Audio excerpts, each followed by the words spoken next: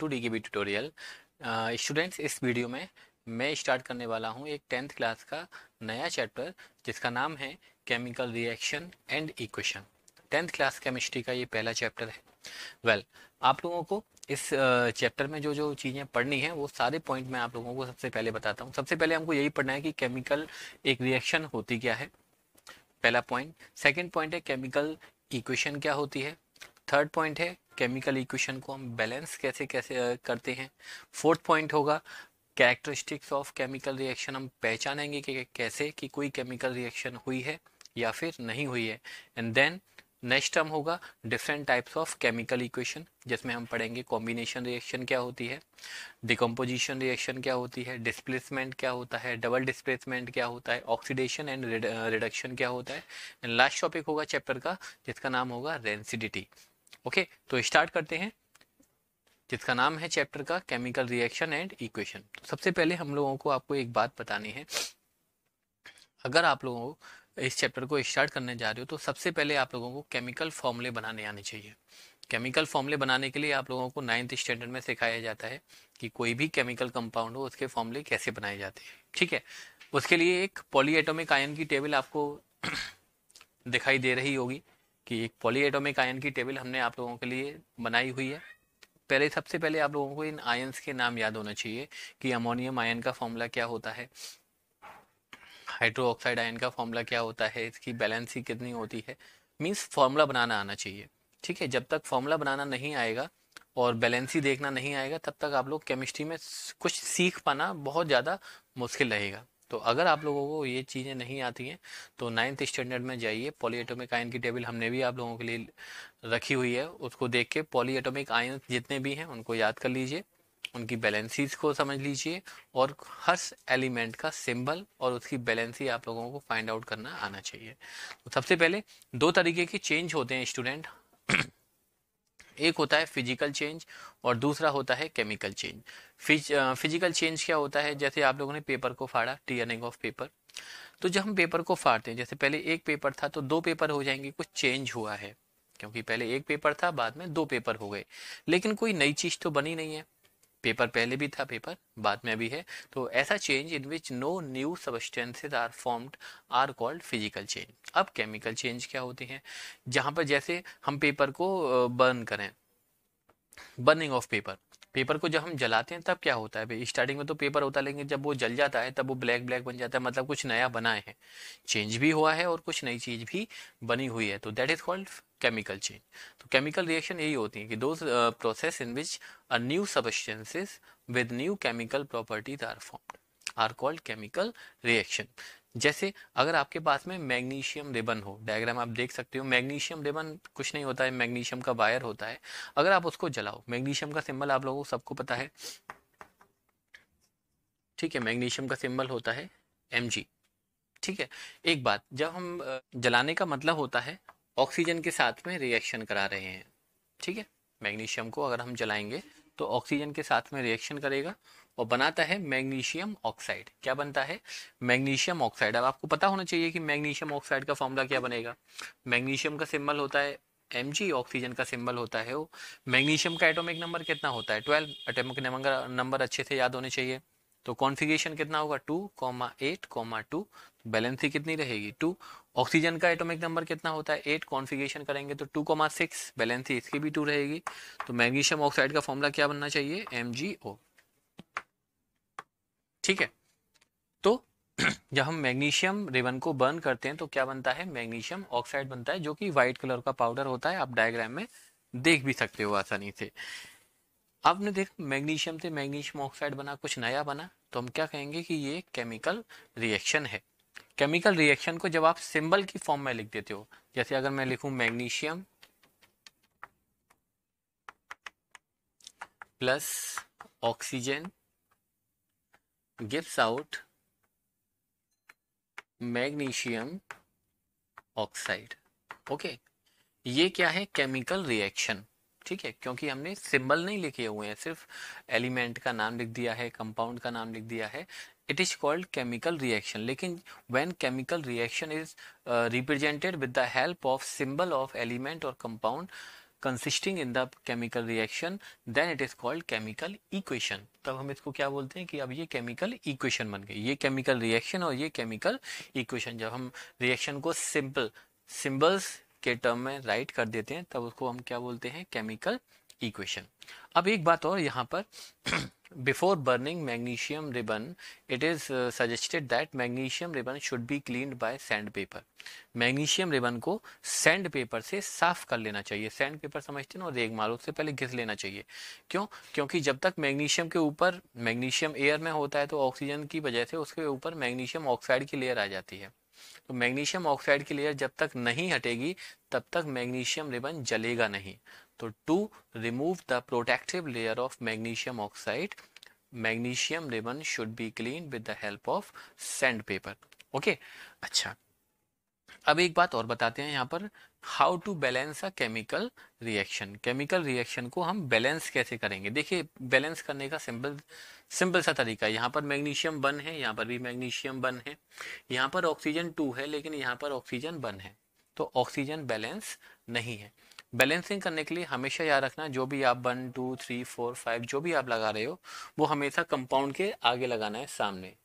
यहाँ पे ऑक्सीजन 2 था, यहाँ पर ऑक्सीजन 1 है, तो हमने यहाँ पर भी 2 लगा दिया. अब ये 2 का मल्टीप्लाई Mg में भी होगा और 2 का मल्टीप्लाई ऑक्सीजन में भी होगा. तो ऑक्सीजन तो 2 हो गए, लेकिन यहाँ पर मैग्नीशियम भी कितने हो गए, 2. तो यहाँ पर भी आप क्या करोगे, 2 लगा देंगे. अब देख लीजिए, मैग्नीशियम भी 2 है, ऑक्सीजन भी 2 है, the whole reaction is balance. हाँ, आप लोग एक काम और किया करें, जब भी कोई भी केमिकल इक्वेशन लिखा करें, सारे एलिमेंट कंपाउंड जो भी हैं उनके नाम जरूर लिखा करें. ठीक है, इससे क्या होता है कि चीजें ज्यादा इंफॉर्मेटिव बनती हैं. मैग्नीशियम ऑक्साइड का कलर कैसा होता है, वाइट होता है. अच्छा, नाउ एक बात और, सर केमिकल इक्वेशन को बैलेंस करना जरूरी क्यों है, why it is necessary to balance a chemical equation. तो सिंपल है, आप लोगों को 9th स्टैंडर्ड में एक लॉ पढ़ाया जाता है जिसका नाम होता है लॉ ऑफ कंजर्वेशन ऑफ मास. अगर आप यहाँ पर 2 मैग्नीशियम है तो यहाँ पर भी 2 मैग्नीशियम होने ही चाहिए, if we want to follow that law. Okay, तो why it is necessary to balance a chemical equation, to follow the law of conservation of mass. Law of conservation of mass को follow कराने के लिए chemical equation को balance करना जरूरी है. ठीक है, अब कोई भी केमिकल रिएक्शन है उसकी कुछ कैरेक्टरिस्टिक्स भी होती हैं स्टूडेंट. 5 कैरेक्टरिस्टिक्स होती हैं, आप लोगों के सामने लिखी भी हुई आ रही होंगी. सबसे पहली कैरेक्टरिस्टिक्स होती है चेंज इन टेम्परेचर. देखिए, सबसे पहली कैरेक्टरिस्टिक क्या होती है, चेंज इन टेम्परेचर. दूसरी होती है एवोल्यूशन ऑफ गैस. तीसरी होती है फॉर्मेशन ऑफ प्रेसिपिटेट. फोर्थ होती है change in colour and fifth होती है चेंज इन स्टेट. ये 5 तरह की केमिकल इक्वेशन की क्या होती हैं, कैरेक्टरिस्टिक्स होती हैं. इनके बेसिस पर हम पता लगा सकते हैं कि केमिकल रिएक्शन हुआ है या फिर नहीं हुआ है. ठीक है, तो सबसे पहली है evolution of gas. Evolution of gas मतलब ऐसी रिएक्शन जिनमें कोई गैस वगैरह निकल रही हो, they are characterized as evolution of gas. इसका सबसे सिंपलेस्ट एग्जांपल है हमारे पास में. देखिए, अगर मेरे पास में एक कंटेनर है, ठीक है, जिसमें मैंने लिया हुआ है डाइल्यूट H2SO4. ठीक है, अब आप सोचोगे सर ये डाइल्यूट H2SO4 का क्या मतलब है. तो एसिड 2 फॉर्म में मिलते हैं, एक डाइल्यूट फॉर्म में मिलता है और एक कॉन्सेंट्रेटेड फॉर्म में मिलता है. सही टाइम आएगा एसिड बेसिस वाले चैप्टर में, हम इसकी बात आप लोगों से करेंगे भी. इसमें मैंने डाल दिए कुछ जिंक के पीस डाल दिए. ठीक है, किसके पीस डाल दिए, जिंक. देन हम देखेंगे क्या, पहले तो हम लिखते हैं क्या क्या मिलाया हमने. जिंक को H2SO4 में डाला. ठीक है, एक केमिकल रिएक्शन होगी, कुछ नहीं होगा, जिंक इस H2 को यहाँ से आउट कर देगा और बनेगा जिंक सल्फेट. क्या बनेगा, जिंक सल्फेट. अब हमको ये पता होना चाहिए था जिंक सल्फेट का फॉर्मूला क्या होता है. तो देखिए, जिंक का सिंबल Zn होता है. पॉलीएटॉमिक आयन की टेबल से आपको पता होना चाहिए कि सल्फेट का जो फॉर्मूला होता है वो SO4-2 होता है. जिंक की वैलेंसी हम बता देते हैं आपको, जिंक की वैलेंसी होती है 2, तो सल्फेट की भी वैलेंसी आप देख रहे हो -2 चार्ज है तो 2 होगी. तो जिंक सल्फेट का फॉर्मूला क्या होना चाहिए, Zn SO4 plus hydrogen gas अलग होगी। जब कोई गैस रिलीज होती है ना, तो उसको हम ऊपर ऐसे एरो दिखा देते हैं, जिससे क्या होता है, जो इक्वेशन है वो ज़्यादा इंफॉर्मेटिव हो जाती है। ठीक है, इक्वेशन को ज़्यादा इंफॉर्मेटिव बनाने के लिए एक बात और होती है, जैसे जिंक है, मेटल होता है, तो इसके लिए हम सॉलिड लिख देते हैं, सॉलिड के लिए एस बना देते हैं। H2SO4 है, ये सॉल्यूशन होता है, एक्वस सॉल्यूशन होता है, एक्वस मतलब पानी में मिला हुआ होता है, तो इसके लिए हम लिख देते हैं AQ, एक्वस। ZnSO4 है, ये भी आपको एक्वस मिलता है, पानी में मिला हुआ मिलता है, ये गैसियस फॉर्म में होता है, तो इसके लिए लिख देते हैं हम G। तो इस तरह से हम क्या कर सकते हैं, जो रिएक्टेंट हैं और जो प्रोडक्ट हैं उनकी स्टेट, उनकी फिजिकल स्टेट को लिख करके क्या कर सकते हैं, हम इक्वेशन को और ज़्यादा इंफॉर्मेटिव बना सकते हैं। ओके, अब जो चीज़ें रिएक्शन में पार्ट लेती हैं, those chemicals or those substances which take part in chemical reaction are called reactant। इनको हम क्या बोलते हैं, reactant। and those chemical which formed in the chemical reaction are called product। ये बातें भी आप लोग पहले से जानते हो, इसमें कोई बड़ी बात नहीं है। 9th स्टैंडर्ड में पढ़ाया जाता है कि मास ऑफ रिएक्टेंट इक्वल होना चाहिए मास ऑफ प्रोडक्ट के, और यही होता है law of conservation of mass.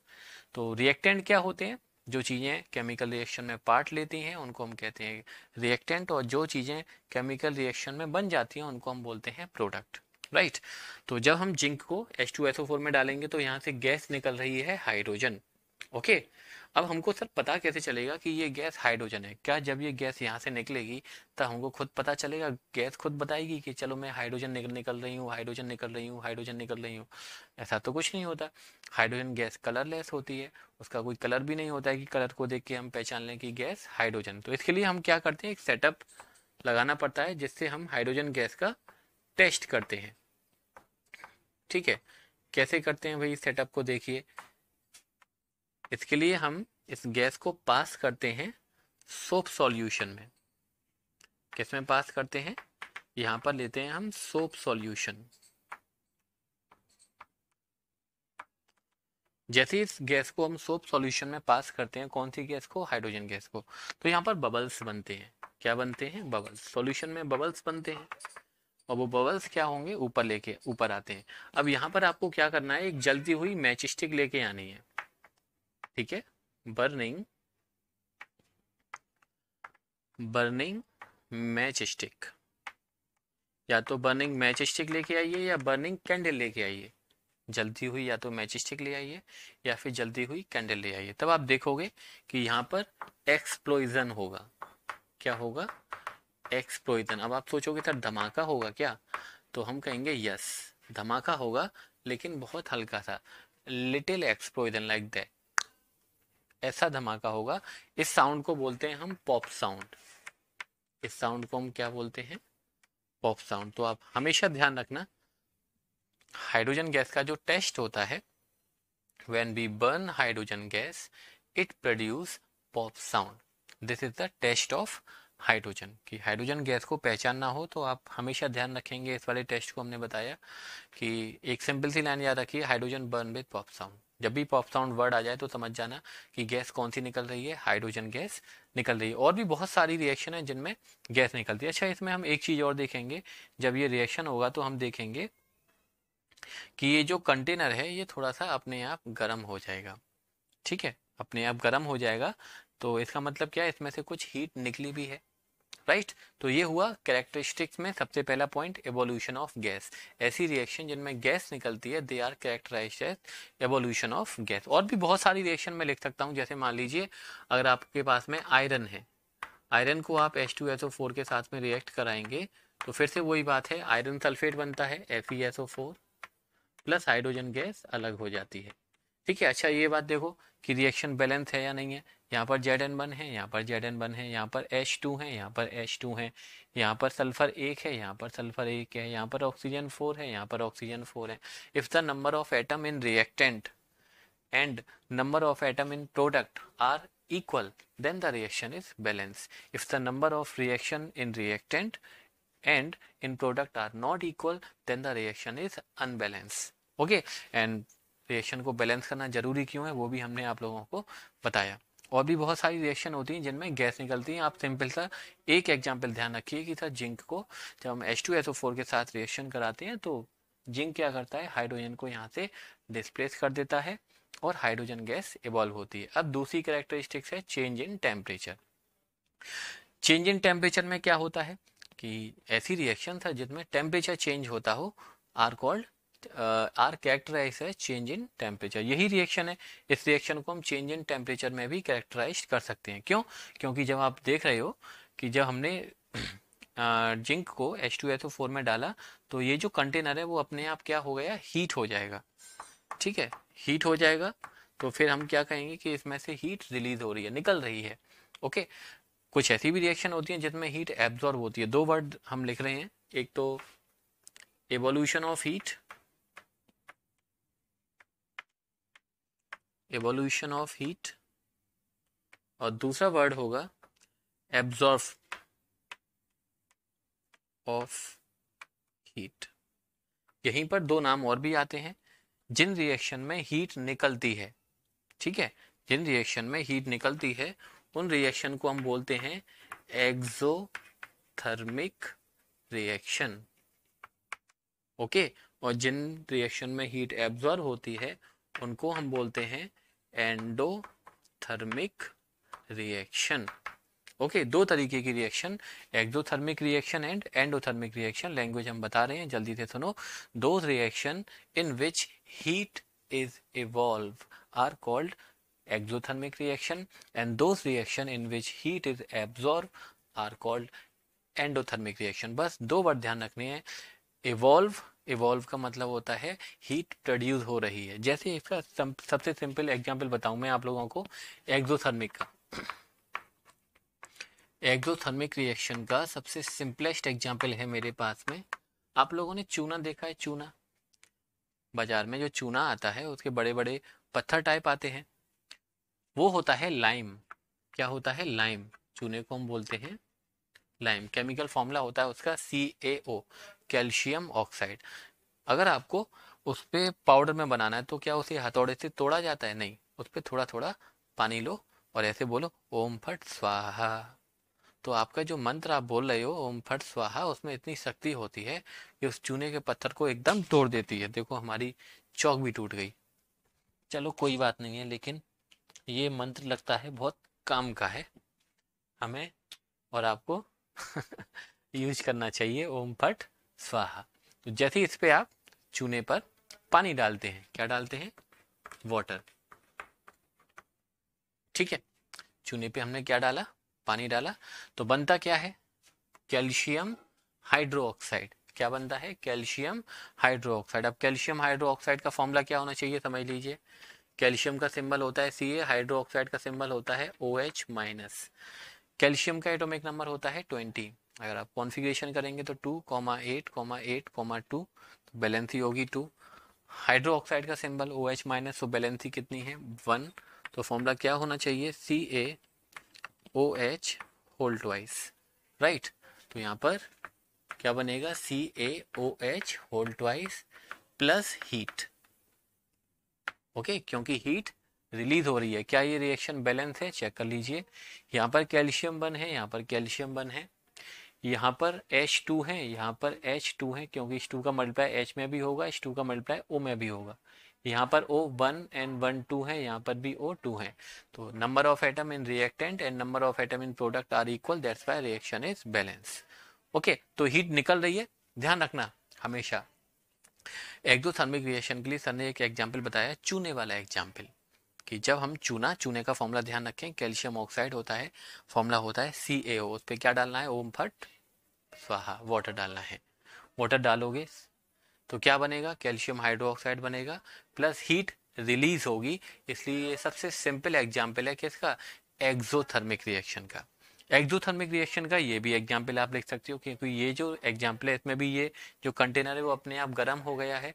That's why this is also an example of exothermic reaction. अब एंडोथर्मिक रिएक्शंस क्या होती हैं? पहले मैंने बता दिया है कि those reaction in which heat is absorb are called endothermic reaction. इसका एग्जाम्पल क्या है? इसके एग्जाम्पल के लिए चलो हम यह लिखते हैं। आप लोग लाइमस्टोन जानते हो, कैल्शियम कार्बोनेट अगर हम इसको गर्म करें, ठीक है, अगर हम इसको क्या करने जा रहे हैं, गर्म करने जा रहे हैं, डेल्टा का सिंबल है, ये ट्रायंगल नहीं है, इसका मतलब है कि हम इस कैल्शियम कार्बोनेट को हीट दे रहे हैं। चलो ऐसे भी लिख सकते हैं, प्लस हीट, या तो ऐसे लिख दीजिए या फिर डेल्टा का सिंबल बना दिए। चलिए ऐसे लिख दिया हमने। तब क्या होता है, ये डिकम्पोज होता है, कैल्शियम ऑक्साइड बनता है प्लस कार्बन डाइऑक्साइड बनता है। ओके, कैल्शियम कार्बोनेट को जब हम क्या क्या दे रहे हैं, हीट दे रहे हैं, then it form calcium oxide and carbon dioxide. Check करो रिएक्शन बैलेंस है, calcium one, carbon one, oxygen यहाँ पर 3 है, ऑक्सीजन यहाँ पर भी 3 है, that's why reaction is balance. Okay, तो ये किसका एग्जाम्पल हो गया, ये हो गया इसका एंडोथर्मिक रिएक्शन का। तो 2 एग्जाम्पल हमेशा ध्यान रखना। एक एक्सो में मैंने बताया, एक्सो में सबसे सिंपल चूने वाला आप ध्यान रखें, चूने पर सर पानी डालना है, then it become heat is evolve in that reaction, that's why it is an example of exothermic reaction। Endo में मैंने बताया कैल्शियम कार्बोनेट को हीट करेंगे, तब क्या बनेगा, तब बनेगा कैल्शियम ऑक्साइड बनेगा और कार्बन डाइऑक्साइड आएगा। यहाँ से लिखने से भी देखो, अगर एक्सोथर्मिक रिएक्शन है तो जो हीट है वो प्रोडक्ट साइड में लिखी हुई है, लिखने का तरीका भी है। एक्सोथर्मिक रिएक्शन में हीट उधर निकलेगी क्योंकि ये सब चीजें बन रही हैं, इसका मतलब हीट भी बन रही है, हीट रिलीज हो रही है। और एंडो में जो हीट है वो कहाँ लिखी गई है, वो रिएक्टेंट साइड में लिखी गई है। तो यहाँ पर हमने 2 बातें कर ली आप लोगों से कैरेक्टरिस्टिक में। पहला एवोल्यूशन ऑफ गैस के बारे में बात कर ली, दूसरा चेंज इन टेम्परेचर के बारे में बात कर ली। इतनी सारी बातें समझो। अब बात करते हैं थर्ड, जिसमें हम बात करेंगे फॉर्मेशन ऑफ